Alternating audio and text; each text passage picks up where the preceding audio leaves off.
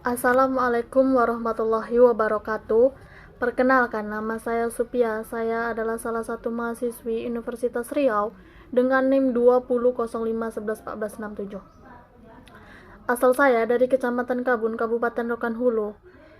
Di sini saya membuat video bertujuan untuk memenuhi tugas sejarah sastra, yaitu dosen pengampunya, yaitu Bapak Mangatur Sinaga M. Hu. Di sini saya akan menjelaskan tentang atau menceritakan tentang terbentuknya Desa Aliantan yang tepat berada di Kabupaten Rokan Hulu. Sebelum itu kita menjelaskan dulu apa itu Rokan Hulu, oke? Yaitu Rokan Hulu merupakan wilayah yang terletak di bagian hulunya Rokan. Menurut riwayat, kata Rokan artinya damai atau rukun. Rokan juga disebut dengan rantau atau rokan, atau tempat orang merantau dari Sumatera Barat.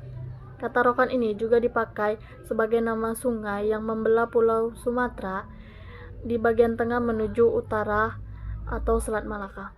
Utara Sumatera, Selat Malaka, sungai ini merupakan sarana transportasi utama untuk menjangkau pusat-pusat perdagangan sampai ke negeri tetangga. Setelah Rokan Hulu terbentuk menjadi kabupaten terdiri sendiri, dalam perjalanan selanjutnya, pada Undang-Undang Nomor 53 Tahun 1999 bahwa Kabupaten Rokan Hulu ini yang terbentuk 7 kecamatan terdapat kecuali 3 desa, yaitu Desa Tanun, Desa Aliantan, dan Desa Kabun. Baiklah, di sini saya akan menceritakan terbentuknya Desa Aliantan, di mana Desa Aliantan ini merupakan desa yang ada di Kecamatan Kabun, Kabupaten Rokan Hulu. Baiklah, di sini saya akan menceritakan terbentuknya Desa Aliantan. Saya mendapatkan narasumber dari Febriana Zebua yang berumur 30 tahun, yaitu pada zaman dulu kala seorang datuk tinggal di suatu tempat yang bernama Kota Sikubun. Tahun berganti tahun datuk tersebut ingin mencari sahabat. Untuk itu, ia mengikuti aliran sungai arah ke bawah. Pencarian itu akhirnya membawa datuk sampai ke muara Sungai Giti. Dibuatnya tempat itu semacam kampung kecil dan dinamakan Kubu Lereng. Setelah datuk ditinggal beberapa lama di daerah itu, maka di suatu hari yang tidak diduga-duga olehnya anyutlah puntung kayu kecil. Lalu puntung tersebut diambil olehnya, lantas dia berpikir bahwa pasti ada orang di atas, maksud di hulu sungai. Keesokan harinya, ia beserta kawan-kawannya langsung berangkat menuju ke hulu sungai dengan membawa peralatan. Dalam penyelusuran ke hulu Sungai Giti, di suatu tempat berjumpalah ia dengan beberapa orang penduduk setempat. Akhirnya mereka bersama membuat perkampungan kecil dan dinamakan Koto Lantan Tuo. Koto berarti kampung, lantaran yaitu tersembunyi, sedangkan Tuo yaitu tua. Atas kesepakatan itu, mereka turun menuju ke bawah atau menelusuri hilir Sungai Giti. Pendek cerita, sampailah mereka di sebuah muara sungai yang bernama Sungai Aliantan. Mereka terus memasuki aliran sungai tersebut sehingga sampai pulau mereka ke muara Sungai Palan. Kemudian singgah di darat untuk beberapa lama. Mereka berjalan mengelilingi daerah tersebut dengan maksud mencari tempat untuk dibuat perkampungan. Lalu duduk berpendapat tempat itu lebih bagus dan dijadikan sebuah kota atau kampung. Alasannya karena di sekitarnya terdapat dataran yang tinggi dari permukaan sungai. Dataran tersebut dikelilingi oleh sungai yang juga terdapat banyak rumpun bambu botuang. Rumput bambu botuang saat ini mempunyai 2 kegunaan utama, yaitu untuk dijadikan bahan membuat rumah dan juga untuk dijadikan senjata pembelaan diri bagi masyarakat setempat. Mereka pun menetap dan membangun perkampungan di tempat tersebut. Setelah beberapa lama waktu berjalan dan masyarakat pun semakin berkembang, terbentuklah suatu adat dan kebudayaan setempat dengan berbagai macam suku yang ada. Menurut cerita orang kampung, pada masa itu hanya terdapat 4 macam suku, yaitu suku tersebut, suku Pitopang, suku Melayu, dan suku Piliang, serta Mandeliong Jikayo. Suku Mandeliong Jikayo ini terbagi menjadi 2 bagian dikarenakan memak suku tersebut tidak sanggup lagi memimpinnya. Setelah beberapa lama terbentuknya persukuan ini, mereka mulai bermusyawarah untuk mencari pimpinan adat. Setelah bertahun-tahun tinggal di kampung tersebut, maka bermusyawarahlah mereka untuk mencari tempat atau perkampungan yang lebih bagus lagi. Mereka bersepakat untuk menunjuk salah seorang dari mereka sebagai pemimpin. Adapun datuk terpilih itu adalah seorang bernama Ali Ahmad. Datuk ini diberi gelar sebagai Datuk 4 suku. Selain itu, mereka juga bermusyawarah untuk menentukan nama kota atau kampung tersebut. Hasil musyawarah itu menyepakati pilihan kepada Datuk Ali Ahmad untuk menjadi pucuk adat. Datuk Ali Ahmad adalah orang yang paling disegani oleh masyarakat setempat. Ia juga seorang pemberani, kuat, luar, dalam, serta bijaksana.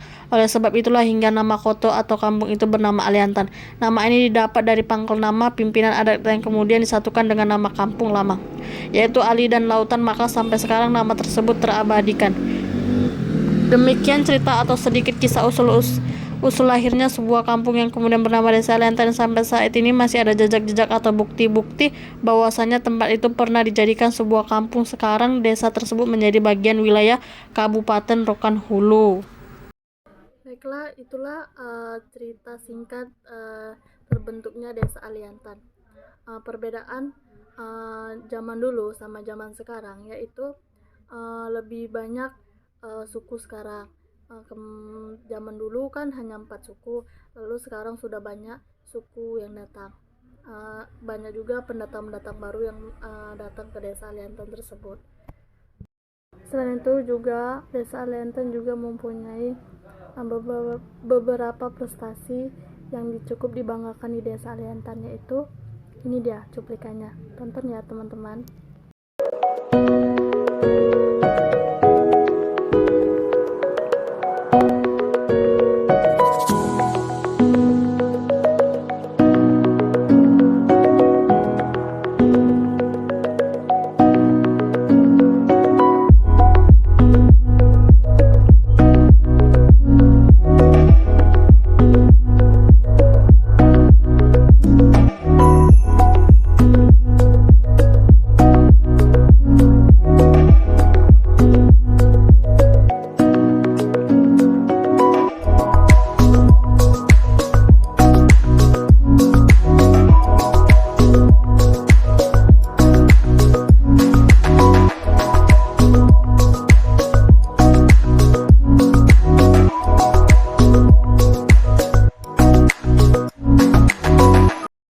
Selain itu juga Desa Aliantan mempunyai beberapa wisata dan pesona alam.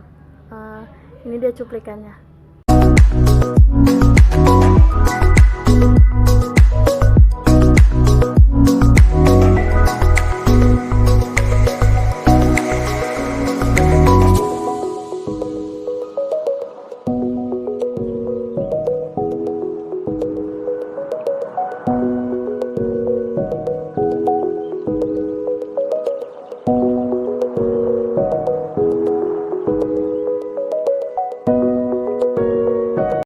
Nah, itu dia teman-teman. Jadi buat teman-teman yang ingin berkunjung ke Desa Aliantan, silakan datang karena sangat indah alamnya dan sangat terjaga. Baik, sampai situ saja yang bisa saya ceritakan. Saya mahasiswa Universitas Riau mengucapkan terima kasih sudah menonton video saya. Saya ucapkan terima kasih. Assalamualaikum warahmatullahi wabarakatuh.